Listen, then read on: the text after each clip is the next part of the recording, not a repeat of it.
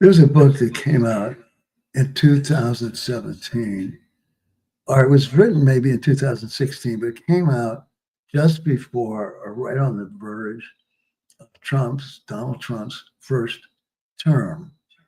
And it really made an impact, made a big impact on me.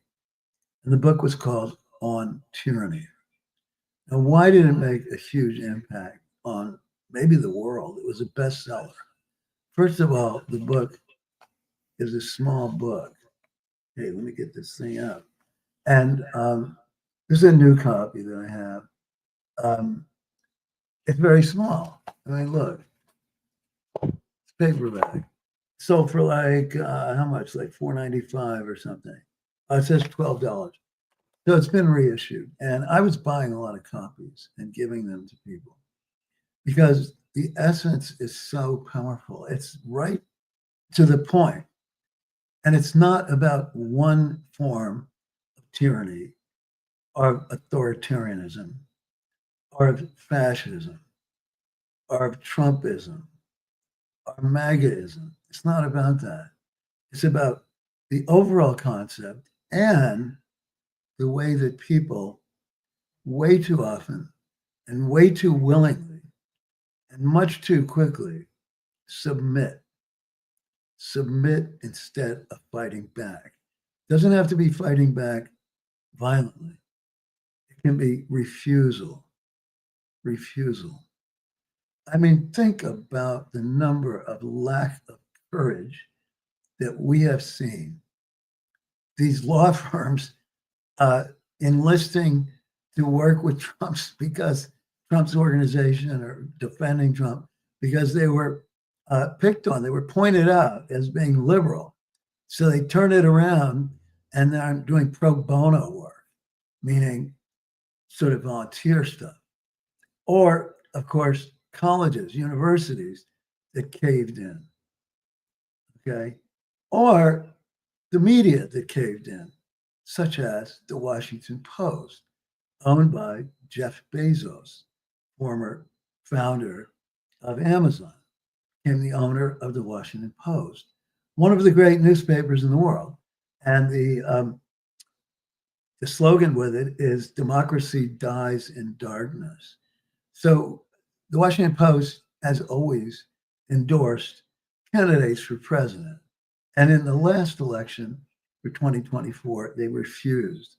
And of course, it was because they didn't want to deny or go against Trump. But there's so many other examples. And what he calls this, it's a great term, obeying in advance. Obeying in advance. And what does that mean? In advance means you're doing it way before you need to. You're doing it because you're a knee-jerk person who thinks that cooperation or following the rules, no matter how crazy they get, no matter how destructive they get, is your obligation. Or you find following the rules to be intrinsic to your self-concept, your sense of self, or just fear. I think that courage is in short supply, and maybe everywhere, but definitely in the United States. It's in short supply. Now, one of the things about Timothy Snyder, who wrote the book, is he speaks 7 languages. I have a hard time speaking to a lot of people can't speak one. He speaks 7. He's a professor. He's an international expert in Eastern Europe in particular. He's very close to the Ukrainian regime. And he just wrote another post from Kyiv, capital of Ukraine. And one of the main theme of it was that Ukrainians are winning, are surviving because of how they've created community. It's not just the army, it's people really standing up. And he was participating in a 10-kilometer race today, I think it was. And there were people who were disabled in it, disabled veterans. people of all ages and all backgrounds. And of course, they were all united in defending the country. And defending the country is defending principles such as the road to democracy and the road against Russian imperialism. But back to On Tyranny. It is amazing how On Tyranny has proven accurate. And it's not about details, it's about the overall atmosphere, the overall lack of moral compass, the lack of courage, as I said, the conformity. And he warns against conformity right away in this book. I want to read to you the part about agreeing in advance, which comes right in the beginning of the book. Okay? Don't mind that I'm turning pages. I'm thinking deeply while I do that. This title of chapter 1, Do Not Obey in Advance. And let me just read one line before. Anticipatory obedience is a political tragedy. Perhaps rulers did not initially know that citizens were willing to compromise this value or that principle. Most of the power of authoritarianism is freely given over to the dictators, get sacrificed. In times like these, individuals think ahead about what a more repressive government will want. So they're thinking, hey, it's not so bad now, it's going to be worse later, and then offer themselves without being asked. So they think if they obey now, it might prevent things from getting worse. This is delusional. A citizen who adapts in this way is teaching power what it can do. Teaching power what it can do. If it gets away with this, it gets away with that. It gets away with that, and another thing. I had always fantasized in a nightmarish way that there were going to be thugs on the streets very soon, attacking people, being violent, killing people maybe, on certain streets, not everywhere. And they'd be dressed in black, but they'd be disorganized, or they wouldn't be under the under the control of a government agency. And so what we have now is almost the same thing with ICE, which comes out of the Department of Homeland Security. And they're thugs, and they're dressed in black, and they wear masks, and they wear no insignia or nameplates or whatever. And they come in masses, and they do everything possible to find and attack and oppress and intimidate and do many major illegal things in whatever way they can. For example, showing up at a citizenship hearing and being outside of a courtroom, and a person comes out of the courthouse and they grab them. They grab somebody who's trying to contribute to America, to the United States of America. And the people who believe that immigration is the problem, are the danger, are a disaster, are a crisis, don't know shit about it. A lot of them say, well, my grandparents did it the right way. Why can't they do it the right way? First of all, their grandparents may have gotten in through a side way. Maybe they knew somebody at the harbor in New York, the Statue of Liberty. I can't remember the immigration thing. I'll remember it. Or the fact was that it was much easier to immigrate because we knew we wanted and needed immigrants at that point, 20s and 30s. Then they cut off, and they cut it off for Jews and Italians and other groups. They really, really vetoed it. They really stopped. And what did that produce? It produced that thousands of Jewish refugees who were fleeing Nazi Germany and Nazi Europe were turned back, are not allowed to come, and were slaughtered, murdered back in Europe. And I don't want anything like that to happen to people coming from Venezuela, Mexico, Colombia, Guatemala, Honduras, any of that. We don't want that. Sure, we don't want everybody to come in.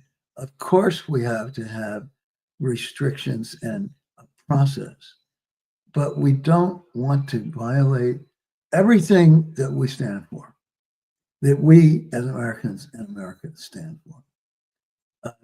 The Statue of Liberty, the poem written on it, written by a Jewish immigrant, by the way, Emma Lazarus, but give me, you're tired, you're poor, and so forth.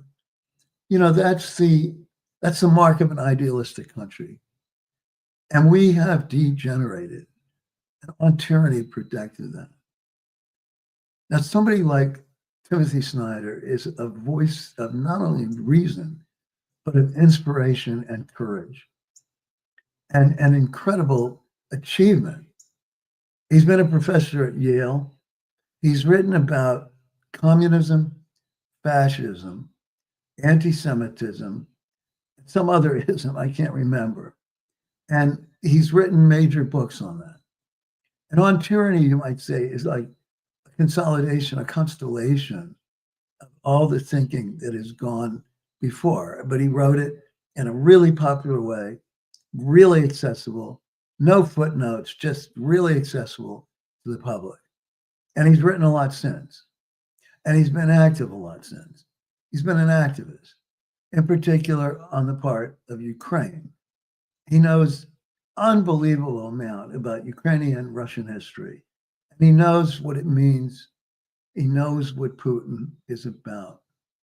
And he knows about people whose concept of history is that it doesn't change. It's that it's always just a repeat of what it's been. And those people end up following and diving into totalitarianism. And what does it take for us as a culture to, first of all, know that it can get worse and it will get worse, and it looks like it's getting worse if we don't take stands now? Some of us are. I am. Chutzpah Soul is. The people who I know and are friends with are. We've gone to a bunch of great demonstrations, protests, and there's a lot more happening. I went to protest about ICE in Burlington, Mass. Went to 3 protests from the Boston Commons, or maybe it's 2. And No King's Day, we ended up in Brookline. Labor Day was with the whole labor movement. Labor movement hasn't always been on the left, or not always been anti-establishment, let's say. They haven't always been that way. I think one union that wasn't there was Teamsters, not sure, but every other union that you can imagine was there. And then a lot of other people like myself. And we were videotaping, and we got some great interviews. But the point was that these protests are completely peaceful, very friendly, and very militant, you might say, very clear, very conscious. People know what they're there about. There's no surprise, there's no confusion. People know what MAGA is about. People know what Musk is about. People know what the billionaire class is about.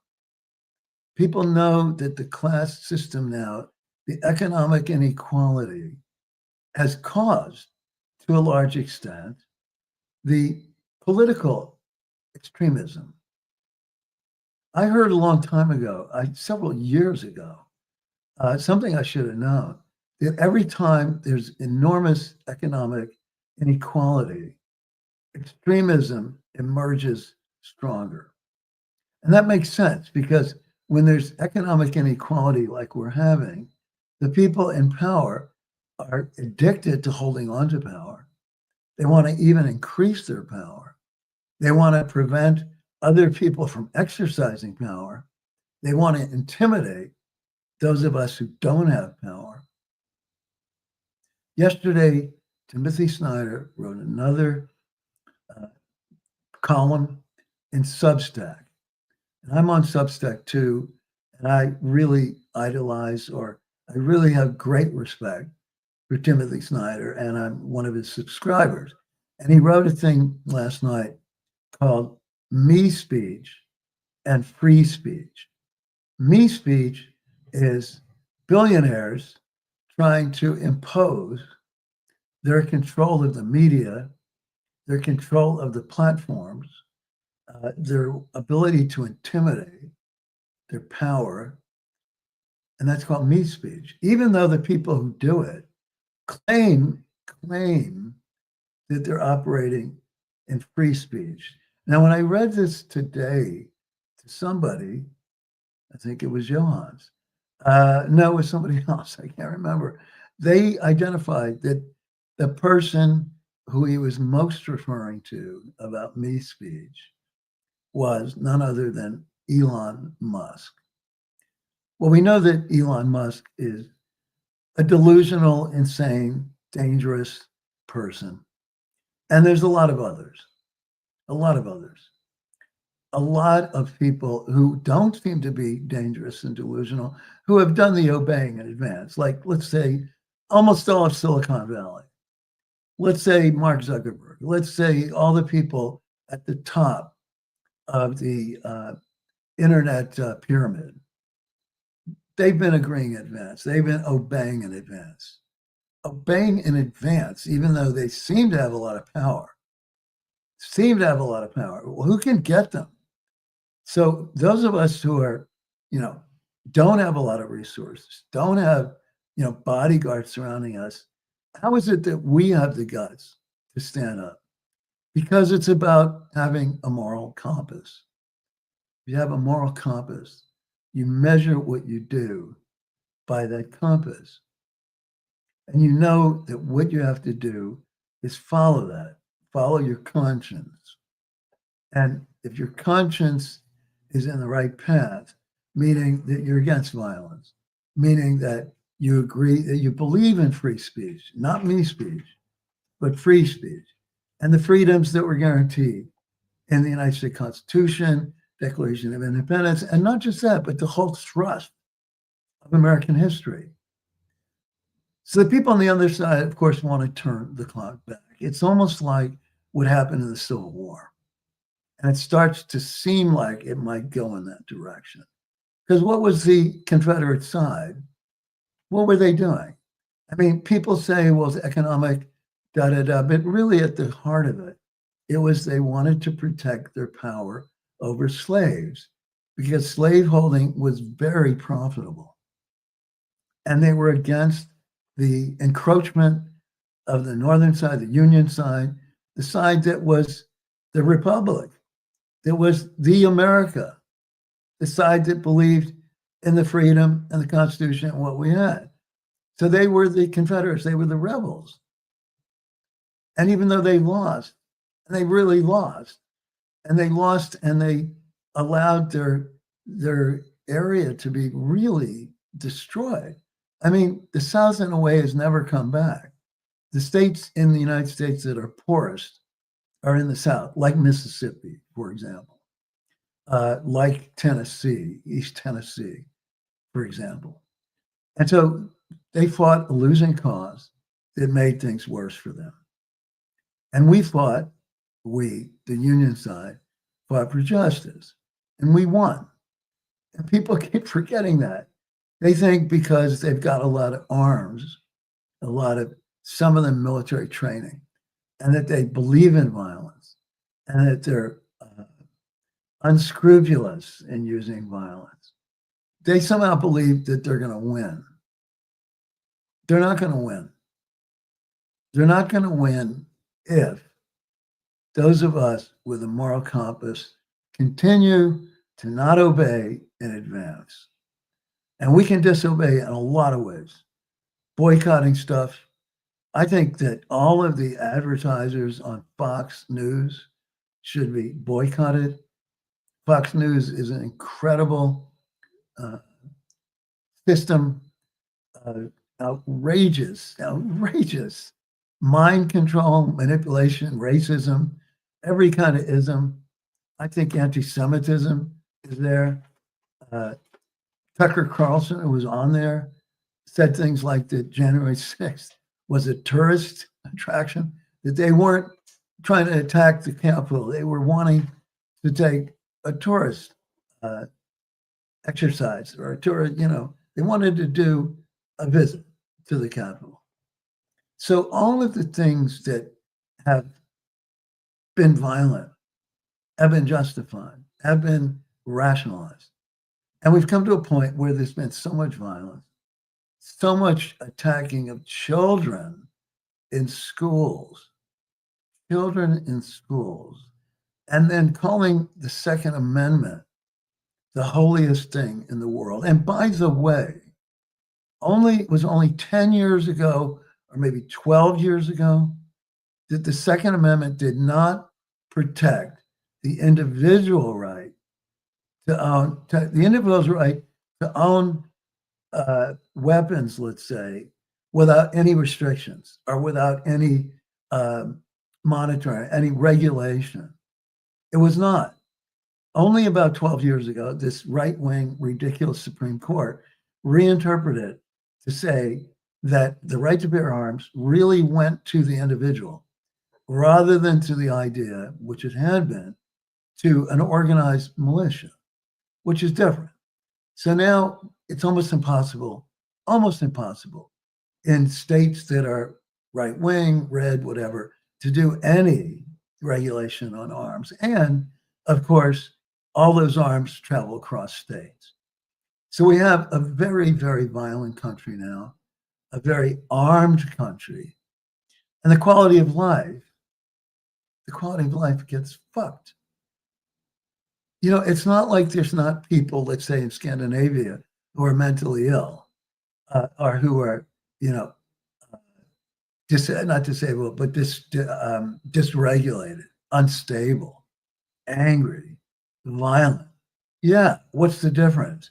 Why are countries like that have much lower rates of violence and violent crime and homicides and killings? Guess what? There's no access like that to guns and all the other stuff. I mean, I don't even call it gun control anymore. I think it should be called weapons control. We're not talking about guns. We're not talking about rifles to go hunting. We're talking about military equipment, many of it really advanced, and drones and so forth. So if there's no regulation or poor regulation on that, there will be more and more violence. But we still have more numbers than they do. We have more numbers.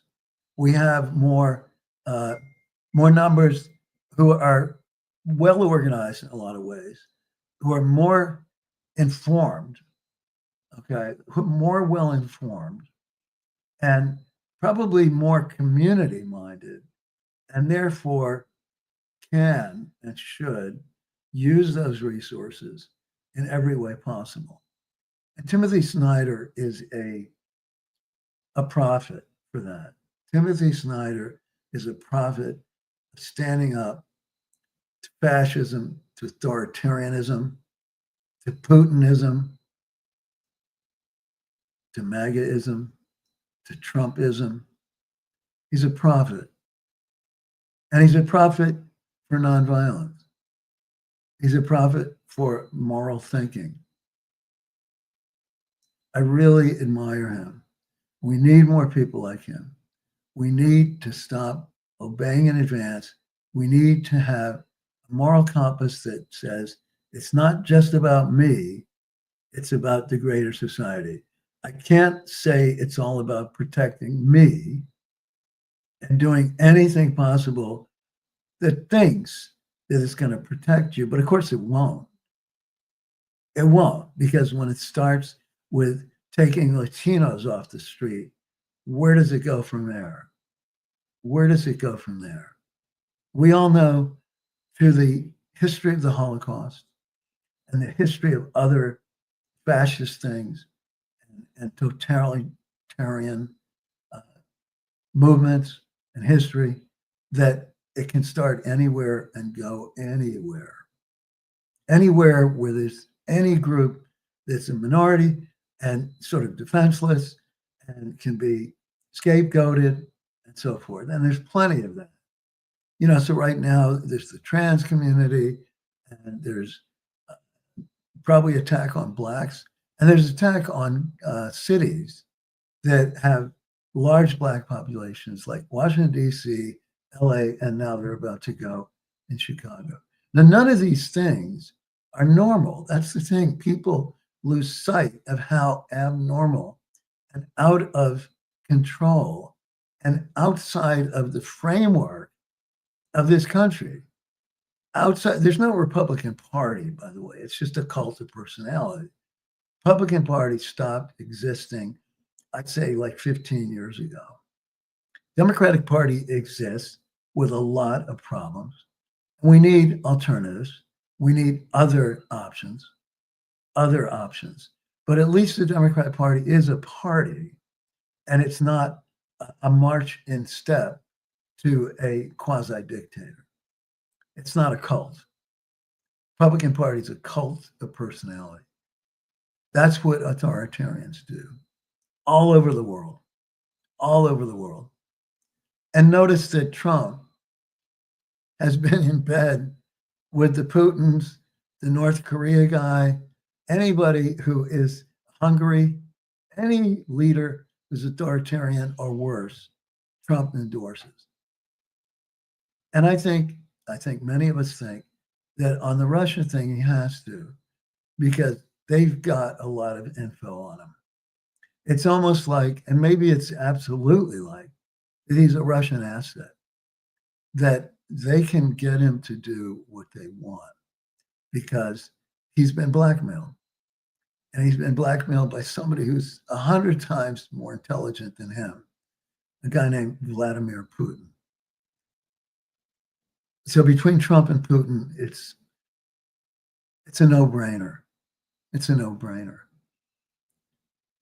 And when Trump is defeated, my God, and when the Supreme Court is changed, we don't know when that would be, but they will be so not embarrassed, but marginalized or, made to look like what they are. It's not conservative court. It's a right-wing, ultra right-wing court like no other.